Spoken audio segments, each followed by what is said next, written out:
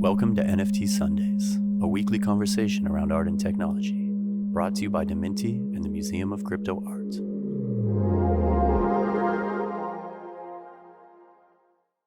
And we are back with another episode of NFT Sunday. The guest today, recurring guest, Captain QuHarrison Terry, Chief Strategy Officer of DMINTI, author of the NFT Handbook.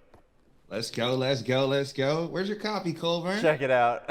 Where's your copy? You know it's digital. You know I have the PDF NFT. Oh, you got the digital? I love that. I love that. I mean, so you're the guy that put the torrents out there, because I saw we were getting torrented. I did see that. Yeah. I was looking for my own torrents, and I was surprised that I was actually on most of the sites. I was like, whoa. Like, I'm the master seed. Oh, you the master seed? You hoping all these pirates get through the seas? The open seas of torrenting. I'm really the king of right-click save as. Oh man! All right, so let's bring it back to NFTs, man. Like, what's the way? Let's do it. Today's topic is what are we talking about? NFTs, collectibles versus fine art, right? So okay. We're gonna dive in and we are going to discuss the nuances of the NFT market, the emerging structures that are forming. I see as much of the art side as I can, but this is a market that has totally changed, right? Like for sure. This is a market that I think came to life with that $69 million Beeple sale. Artists flooded, but the game has changed and the model has changed. So you want to just kind of maybe hit what you're seeing on the NFT side in terms of collectibles? I mean, on collectibles, there's two sides of there's two trains of thoughts, right? Right now, I think people are really into meme coins. I don't know if you've seen that, but Binance Smart Chain and the whitelist I'm being added to are more on the token side of things. But because of the Binance Smart Chain and what's possible there, you're starting to see some really interesting things just manifest, right? There was a token called Bebop Coin. And in some of these coins, for the people that don't know, they're oftentimes called meme coins because they're usually a joke, and everyone's in on the joke until the floor is until basically the rug is pulled. It's like Russian roulette in a way, right, Colborn? Totally. Yeah, you got to get in and out. But the thing is, you get out too soon, you didn't do anything. It's like you put $50 in, you come back with $55. It was a total waste of time. But if some people put $50 in and they come back with 20,000, and you're like, how did you do that? But it's the timing. Yeah. So on that front, there was this coin called Bebop Coin. I don't know if you saw that one. So Bebop Coin, what they did is they were inspired by Cowboy Bebop. It's not an official token by any means, but with the Bebop Coin, they said, hey, we're gonna have bounty hunters, and you as a collective token holder, you're gonna go and find these bounties, and the wallet that has the bounty. The first person to find it, there's going to be a prize, and we're going to distribute that prize accordingly. And when I saw that, I was like, whoa, that's pretty game changer. They're utilizing tokens and NFTs in a way that is it's significant of Web3 gaming. It looks more like a casino than it does not. But there's always something to be learned by some of the more, I would say, short-term invested players, right? Because you can tell off the jump that these people are just having fun with it and testing out smart contracts and sniper bots and all that. These aren't real businesses that are being built and teams are being hired. This is just a couple guys just having fun and in the Telegram. But when you think about collectibles as it stands, you still have the open seas just doing what they do, and all the marketplaces in that regard. I've seen a lot of niche things happen with music NFTs, and also seeing a lot of things happen on the skins front. The Decentraland is really, I feel this is going to be the year of Decentraland 2022. I've finally started to collect my collectibles in that game, and it's really cool to just be able to buy an NFT with mana, have that in my wallet, and then be able to readily use it just moments later. So there's a lot going on, man, on the collectibles front. Yeah, I think we're seeing just the market come to life, right? The Ponzi is getting more innovative, aside, this is kind of what pushes the bleeding edge and teaches people about new models. Right, for sure. Because you need case studies, right? So it's what did the scammers try like what worked, what didn't work, and then like, apply that to something that really has substance and value. And you know what I do love about right now is all of the people that did this stuff last year that rushed into the market, all the celebrities, all the people that were like out here with ill intent. Guess what? They're trustless nowadays, baby. Yeah, yeah. It's an open market again. It's I true. might drop an NFT again now. Like it's the like the gas that went down. Yeah. The scammers are not around. It's Like life is good. I mean, it's funny you say that because that was a game that got played, right? And that was a formula that got like really started maybe by like Paris Hilton and like Lindsay Lohan, and they did well, and they like built brands, and they were like solidified and structured, and like Steve Aoki just did his drop, but there's only so far it can dilute, right? In terms of just like influence Well, feeding into these projects. we're 1 year away from when Blau did his drop, right? And that Yeah. was, I think, the first like true influencer celebrity that got into this thing, and like people were like, oh wow. But now since then, you had like Snoop Dogg enter the metaverse and Yeah. NFTs, and like multiple attempts, not just once. Like Snoop's had a few projects that he's dropped, and I mean, he's done fairly well. Like if you asked me, a year ago, would Snoop like go out and like conquer NFTs? I would have said it's possible, but like it wouldn't have been my first choice. And, Yeah. and not to count Snoop out, it was just that like it takes a lot to really do this in a manner where you can build trust and community, and like some of some of the skill sets that it takes to build celebrity are ill suited to build NFT community, Hmm. right? Like the Yeah. centralization of a brand, of a celebrity. Like, would Kim K work in the metaverse? That's not a question. I don't know. Probably, perhaps on a collectible front. Like if you can sell, you can sell.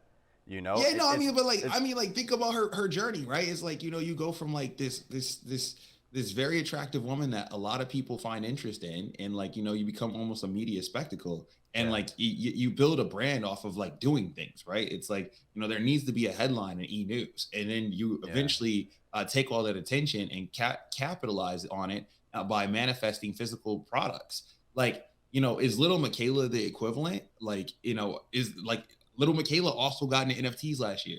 Yeah. We're not talking about Little Michaela NFTs in 2022, bro.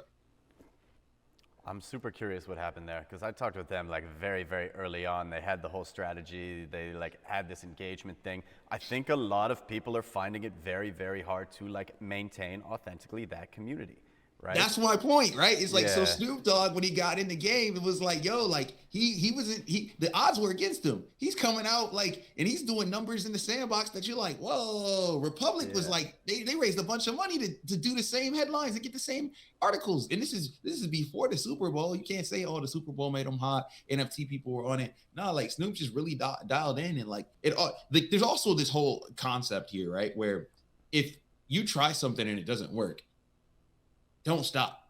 Keep trying until it does. Because, some of his first drops, I think it was just more so like, what is an NFT? Let me get familiar with it. What is this terminology? And then like eventually it started to click. He was like, okay, I like this metaverse more. I want to build a record label in the metaverse. And it's just like it's fascinating all around. I agree, man. Like, and we saw the other side of that coin with what's his name, like De'Aaron Fox, the Mhm. Swiper the Fox, Sacramento Kings basketball player who like he made $1.5 million on an NFT drop, and then they like shut down the Discord, shut down the Twitter, and told everybody like the project was over. Yeah, And it yeah. was just like too much of a commitment because it's hard. Like, you can't just assume it's going to be light work because it's 24/7, 365. People always want answers in these like incredibly global connected communities where it's like anchored in money and that collectible. People want that value to go up. For sure, for sure. I mean, I want to get into NFTs again. I obviously been in NFTs for a while, but I think it's time to try some new things in 2022. So at Yeah. some point this year, I'm gonna drop, probably the next or maybe not even, I don't, because I already have a collection. So what I'm gonna do is I'm gonna expand my collection and do so in a way where I feel like, okay, what does the next few years of this look like? I haven't Yeah. taken the time to really just sit down and look at it just yet, but my mind is ruminating in that direction. Yeah, I think it's a good time, right, to step back and think about the long term and build for something that's gonna have that value, right?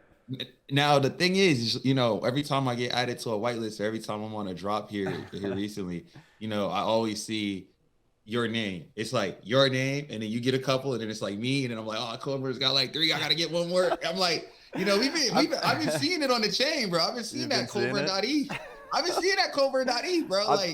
You've been putting that heat on it. I've largely been out. I've largely been out. Yeah, man, I saw you on a few. I saw you were on the Metamundo joint, right? Metamundo, no, I don't know that one. No, you weren't on that, or you were on a spatial. You were on the spatial. You were on the spatial joint for sure. When they dropped those museum rooms. Yeah, the museum rooms. Yeah. I did get one of those. Yeah. You got a couple. You didn't just get one. They might have sent one to the museum to like experiment with. Oh, okay, got it. I thought that was you, doing your sniper bot thing. No, I haven't found anything really that I'm like so keen to ape into lately. You know what I aped into? I'll tell you. There is a project, a Metamundo, bro. Like I'm telling you, this Metamundo thing, we got to look at that. Like that is the coolest thing that I've seen in the NFT front this quarter. Metamundo is like they dropped this thing called the Meta Portal. It sold out on day one, obviously. But what the Meta Portal is it's an object that you can put in all the virtual worlds. So you can have it in Somnium Space, you can have it in Spatial, you can have it in Decentraland, you can even have it in Crypto Voxels.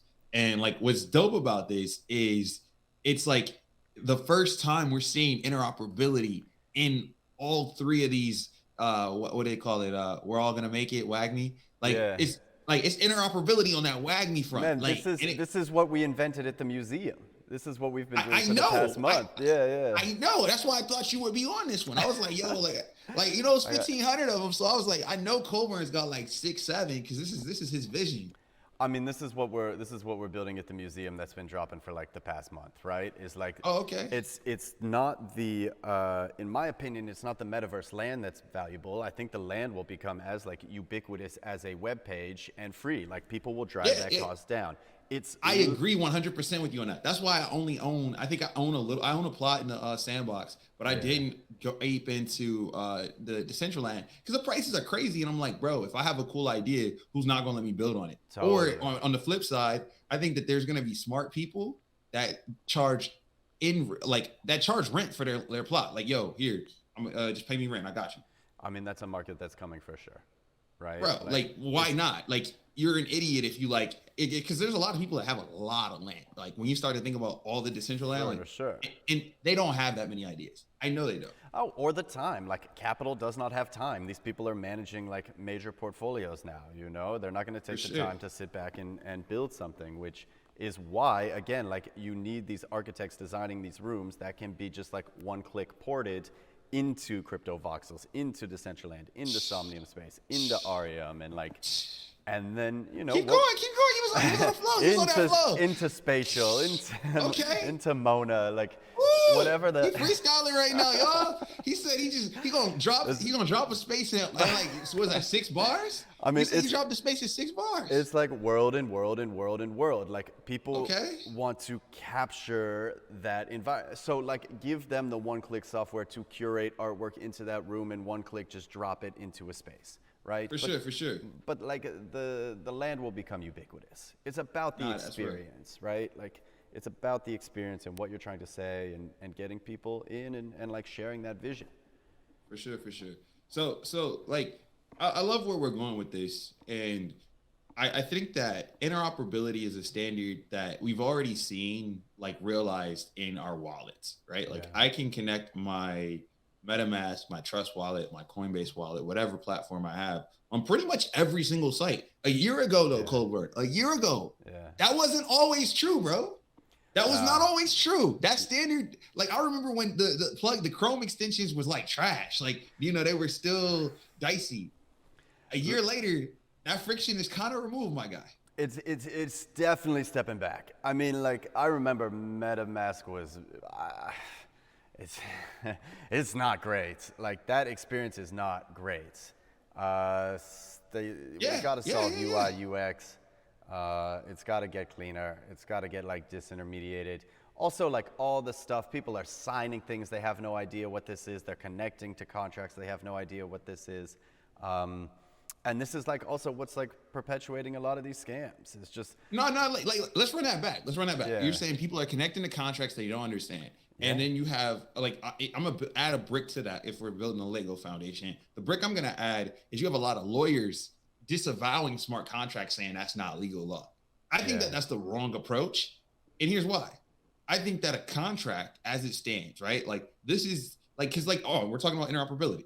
Yeah. So for people that don't know, like, what makes Ethereum or Polygon or any of the blockchains great is that you have basically an infrastructure so you have the blockchain that a lot of people I think understand is a ledger of sorts, and like you can basically store immutable information there. But what's more interesting is you usually have a programming language on top of that infrastructure that developers can do in crazy things with that we haven't even explored, like what's like what will become the standard of what's expected and what's possible. We're still very much on the precipice of that. But in that, like those languages, Solidity with Ethereum, and that it becomes a smart contract and all the things that dwell on from there. I'm not going to get too technical. I'm just so people can follow along with what I'm saying.